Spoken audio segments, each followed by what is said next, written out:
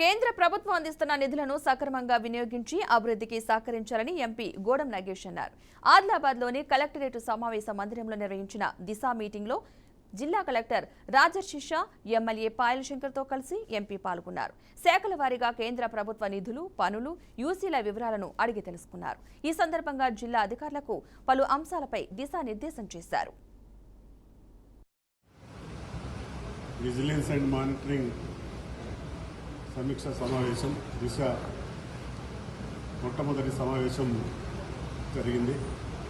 ముఖ్యంగా కేంద్ర ప్రభుత్వం యొక్క అభివృద్ధి సంక్షేమ కార్యక్రమాల యొక్క స్కీమ్స్ ఏవైతున్నాయో వాటిని ఈరోజు సమీక్షించుకోవడం జరిగింది.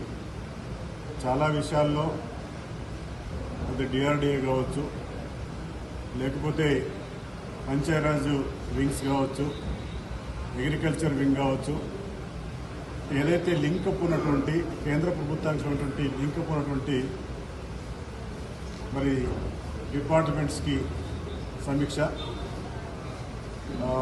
నేషనల్ హైవేస్, రైల్వేస్ ఇవన్నీ కూడా సమీక్షించుకోవడం జరిగింది. ముఖ్యంగా కేంద్ర ప్రభుత్వం నుంచి వచ్చినటువంటి నిధులు సక్రమంగా మరి వస్తున్నాయా, ఖర్చు అవుతున్నాయా, ఖర్చు అయితే ఇక్కడ నుంచి యూసీస్ పంపించి మళ్ళా నిధులు రాబట్టడం కోసం ప్రయత్నాలు జరుగుతున్నాయా లేదా అనే విషయాలపైన నేను, గౌరవ శాసనసభ్యులు, కలెక్టర్ గారు, మిగతా అధికారులందరూ కూడా కలిసి సమీక్షించుకున్నాం.